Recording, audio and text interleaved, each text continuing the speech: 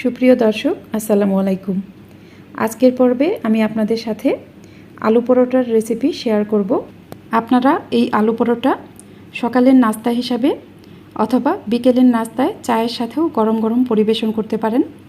আশা করছি আমার আজকের এই রেসিপিটিও আপনাদের সবার কাছে খুবই ভালো লাগবে। আমার আজকের এই রেসিপিটি আপনাদের কাছে ভালো লাগলে আমার চ্যানেলটি সাবস্ক্রাইব করে পাশে থাকা অল লেখা বাটনটাতে ক্লিক করে দিবেন। আর যারা এই ভিডিওটা ফেসবুক থেকে দেখছেন তারা আমার ফেসবুক পেজটিকে লাইক ও ফলো দিয়ে রাখবেন। চলুন তাহলে এবার রেসিপিটি দেখে নেওয়া যাক। এর জন্য একটা বাটিতে আমি 2 কাপ পরিমাণ ময়দা নিয়ে নিব। এরপর এখানে কিছুটা লবণ দিয়ে দিব। এরপর আমি এখানে 2 টেবিল চামচ পরিমাণ সয়াবিন তেল দিয়ে দিব। এবার এই শুকনো উপকরণগুলো আমি হাত দিয়ে খুব ভালোভাবে মেখে নেব। এই শুকনো উপকরণগুলো অবশ্যই খুব ভালোভাবে মেখে নিতে হবে। যখন দেখবেন কিছুটা ময়দা হাতে নেওয়ার পর এরকম দলা পাকিয়ে যাচ্ছে তখন বুঝবেন এটা পারফেক্টভাবে মাখানো হয়ে গেছে। এবার আমি এখানে অল্প অল্প করে নর্মাল ঠান্ডা পানি অ্যাড করে একটা ডো বানিয়ে নিব। এখানে একবারে বেশি পানি দেওয়া যাবে না, পানিটা অল্প অল্প করে অ্যাড করতে হবে। আমি একটা ডো বানিয়ে নিয়েছি। দেখুন এই ডোটা খুব বেশি নরমও হবে না আবার খুব বেশি শক্তও হবে না। এবার আমি এই ডোটাকে রেস্টে রাখবো 15 মিনিটের জন্য। এই ফাঁকে আমরা আলুর পুরটা রেডি করে নিব। এখানে আমি 3টা বড় সাইজের আলু ভালোভাবে সেদ্ধ করে তারপর খোসাটা ছাড়িয়ে নিয়েছি। এই সেদ্ধ আলুগুলোকে আমি গ্রেটার দিয়ে গ্রেট করে নিব। অবশ্যই চেষ্টা করবেন এই আলুগুলো গ্রেটার দিয়ে গ্রেট করে নিতে, কারণ হাত দিয়ে ম্যাশ করে নেওয়ার ফলে আলুর মাঝে ছোট ছোট দলা থাকতে পারে।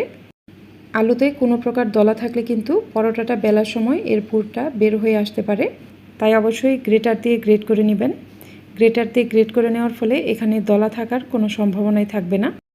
সবগুলো আলু গ্রেট করে নেওয়ার পর একটা প্যানে আমি কিছুটা সয়াবিন তেল দিয়ে দিব।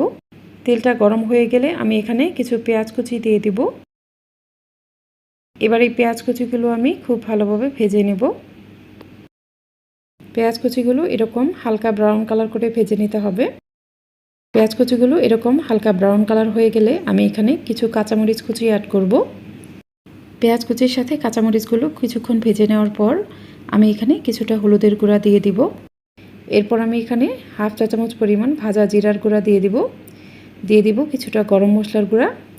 এরপর আমি এখানে কিছুটা চাট মশলা দিয়ে দিব। এরপর আমি এখানে স্বাদ অনুযায়ী লবণ দিয়ে দিব। এরপর দিয়ে দিব 1 চা চামচ পরিমাণ চিলি ফ্লেক্স। এবার এই মশলাগুলো আমি খুব ভালোভাবে নেড়েচেড়ে নিব।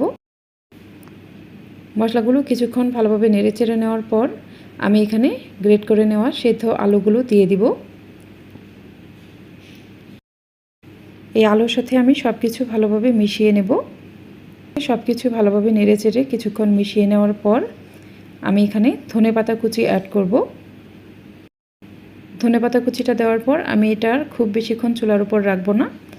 একটু নেড়েচেড়ে নেওয়ার পর আমি এটা নামিয়ে ফেলবো। এটা নামিয়ে নেওয়ার পর আমি আলুর পুরটা ভালোভাবে ঠান্ডা করে নিব। আলুটা ঠান্ডা হয়ে যাওয়ার পর পরোটা বানাতে চলে যাব। এই ডোটাকে আমি খুব ভালোভাবে মথে নিব। এখান থেকে কিছুটা ডো নিয়ে একটা বোর্ডে ডোটা কিছুক্ষণ ভালোভাবে মথে নিব। ডোটা ভালোভাবে মথে নেওয়ার পর আমি রুটি বেলে নিব। আমি এখানে কিছু ময়দা ছিটিয়ে দিব এবং একটা মোটা রুটি বেলে নিব। এবার এই রুটির মাঝে আমি আলুর পুরটা দিয়ে দিব। এখানে কিন্তু এই আলুর পুরটা খুব বেশিও দেওয়া যাবে না আবার একদম কমও দেওয়া যাবে না। পুরটা দিয়ে দেওয়ার পর আমি এই রুটিটা 2 পাশ থেকে এরকম পেঁচিয়ে পেঁচিয়ে এর মুখটা সিল করে দিব। আপনাদের দেখেই বুঝে নিতে হবে আমি এটা কিভাবে করছি। ভালোভাবে সিল করে দেওয়ার পর আমি এখানে কিছুটা ময়দা দিয়ে দিব এবং খুবই আলতো হাতে একটা রুটি বেলে নিব।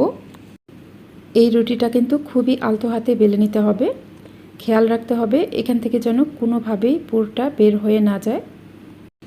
আমি খুবই আলতো হাতে চেপে চেপে একটা মোটা রুটি বেলে নিয়েছি। এই রুটিটা কিন্তু খুব বেশি পাতলা হবে না, এটা এরকম একটু মোটা হবে। এবার আমি এই পরোটা ভাজতে চলে যাব। প্যানে আমি পরোটাটা দিয়ে দিব। এর এক পাশটা যখন কিছুটা হয়ে যাবে তখন আমি এটা উল্টে দিব। পরোটার অপর পাশটা যখন কিছুটা হয়ে যাবে তখন আমি এটা আবারও উল্টে দিব।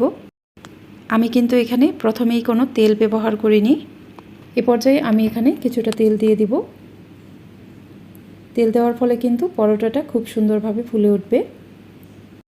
তেল দেওয়ার পর পরোটার অপর পাশে যখন খুব সুন্দর একটা কালার আসবে তখন আমি এটা উল্টে দিব। দেখুন পরোটাতে কিন্তু খুব সুন্দর একটা কালার এসেছে। এরপর আমি এটা আবারও উল্টে দিব। আমার পরোটাটা ভাজা হয়ে গেছে। এখন আমি এই পরোটাটা উঠিয়ে নেব। এভাবেই আমি প্রত্যেকটা পরোটা ভেজে নেব।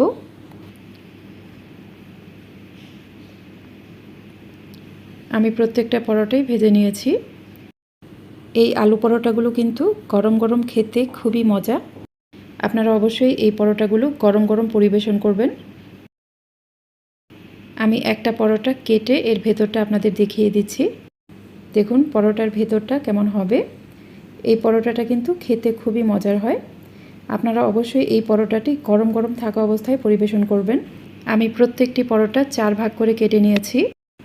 এই আলু পরোটাগুলো আমি সসের সাথে পরিবেশন করেছি। আপনারা অবশ্যই আমার পুরো রেসিপি ফলো করে এই পরোটাটি বাসায় ট্রাই করবেন।